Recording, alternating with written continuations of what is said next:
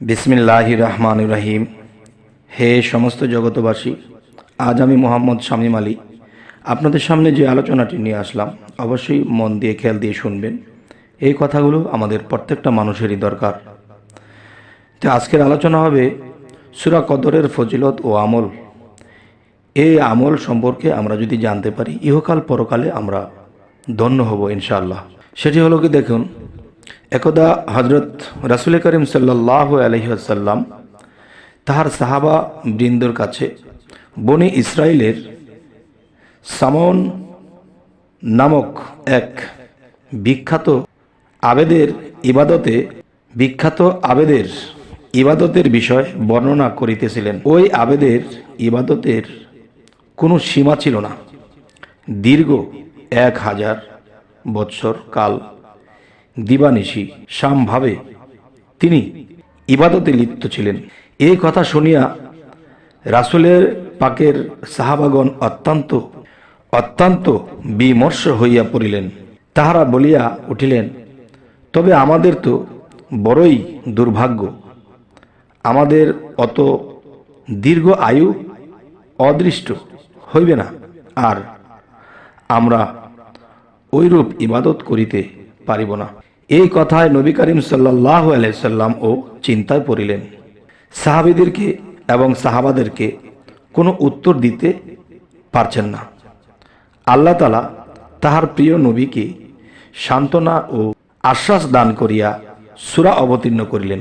একটি সূরা অবতীর্ণ করেন। এই সূরাটি মুহাম্মদীর সাল্লাল্লাহু আলাইহি সাল্লাম এর জন্য একটি পরম সুসংবাদ ও আশ্বাসবাণী বাহক বলিয়া, ইহা উম্মতের জন্য বাস্তবিক পক্ষে একটি অমূল্য সম্পদ।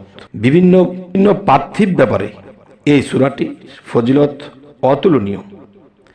1 নাম্বার, নিয়মিত কেহ এই সূরাটি পাঠ করিলে তাহার মুখ হইতে মিথ্যা কথা বাহির হওয়ার একেবারেই বন্ধ হয়ে যাবে। মিথ্যা কথা সে বলতেই পারবে না। এবার আসি 2 নম্বর কথা। শুক্রবার দিন এই সূরাটি 1000 বার পাঠ করিলে হযরত নবী করিম সাল্লাল্লাহু আলাইহি সাল্লামকে স্বপ্নে দেখার অদৃষ্ট হইবে। 3 নাম্বার, নদীর তীরে উপস্থিত হইয়া নদী পার হইবার কোনো ব্যবস্থা না থাকিলে মনে মনে এই সূরাটি পড়িলে আল্লাহ তাআলা নদী পার হইবার জন্য যে কোনো একটা ব্যবস্থা করিয়া দেন। সুবহানাল্লাহ, আলহামদুলিল্লাহ। প্রত্যহ মাগরিবের বাদে নিয়মিত রূপে কয়েকবার এই অত্র সূরাটি পাঠ করিলে শত্রু মিত্র হয়ে যাবে, শত্রু আপনার বন্ধু হয়ে যাবে, সকলের নিকট সম্মান লাভ হয়ে যায়। এখন যে কথাটি আপনাদেরকে বলবো সেটি হলো, 4 নাম্বার কথাটি হলো, কোনো কার্য আরম্ভকালে বিসমিল্লাহ সহ এই সূরা পাঠ করিয়া লইলে অবশ্যই ফল লাভ করা যায়। 5 নাম্বার কথাটি হলো, দেশে কলেরা, বসন্ত ইত্যাদি মহামারী দেখা দিলে প্রত্যহ ফজরের বাদে 3 বার এই সূরাটি পাঠ করিলে এবং পাঠ করিয়া ফুঁক দিলে নিজের শরীরে, ইহাতে আল্লাহর রহমতে ওই রোগের আক্রমণ করিতে পারিবে না। এবার আসবো আপনাদের সামনে যে কথাটি বলবো, যেই সূরাটির কথা বলবো সেই সূরাটি হলো সূরা আলাকের ফজিলত ও আমল।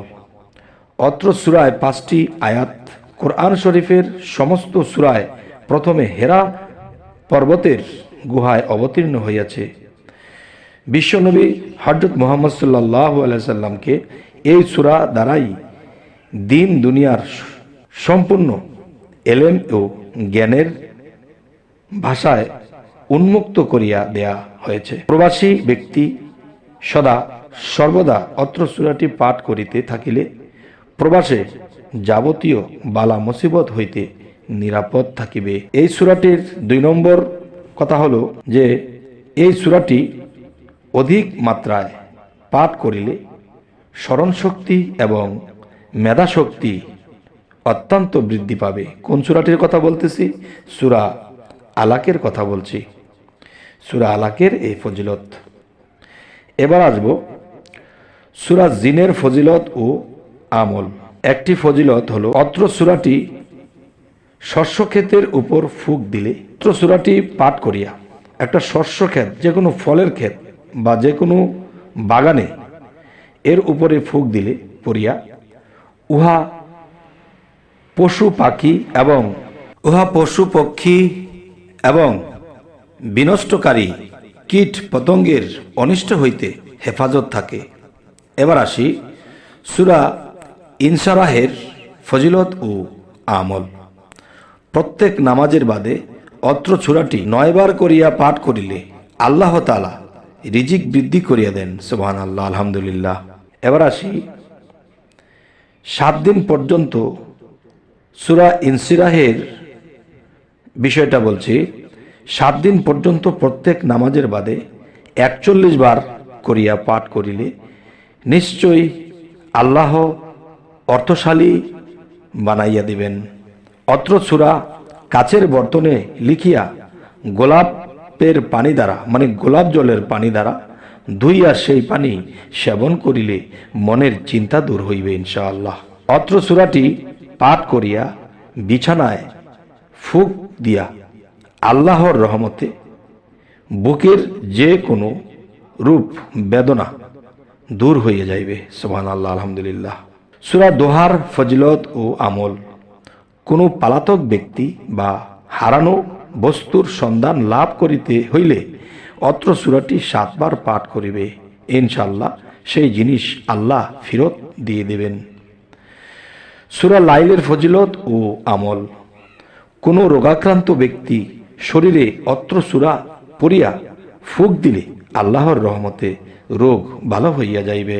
এরপরে হলো পুরাতন জ্বরের রোগীর শরীরে এই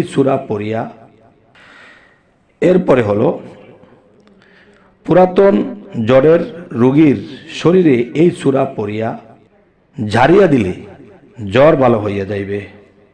সূরা শামসের ফজিলত ও আমল।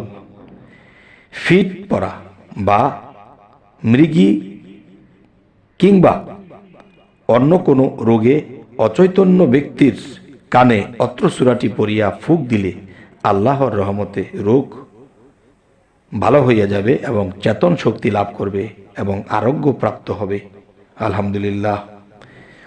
ইহা পানির উপরে পড়িয়া ফুঁক দিলে উক্ত পানি জ্বরের রোগীকে পান করাইলে জ্বর ত্যাগ করিবে এবং তিনি সুস্থ হইয়া যাইবে ইনশাআল্লাহ।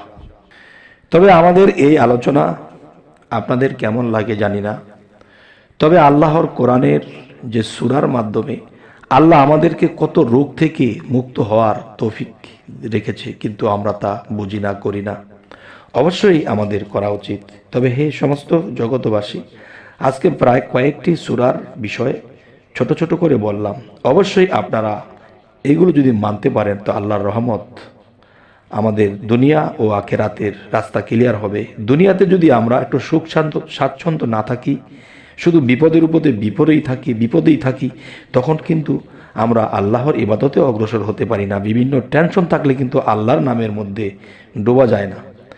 তাই বলবো, হে সমস্ত জগতবাসী, আমরা কোরআনের এই সূরাগুলো পাঠ করব। এই নিয়মগুলো বারবার শুনে অবশ্যই মনে রাখবেন এবং সূরার কথাগুলো টুকে রাখবেন, যাতে করে পকেটে রাখলেও সেই সূরা কোন কোন টাইমে কয়বার করে পড়লে কি হয় তা আমরা অবশ্যই বারবার শুনব।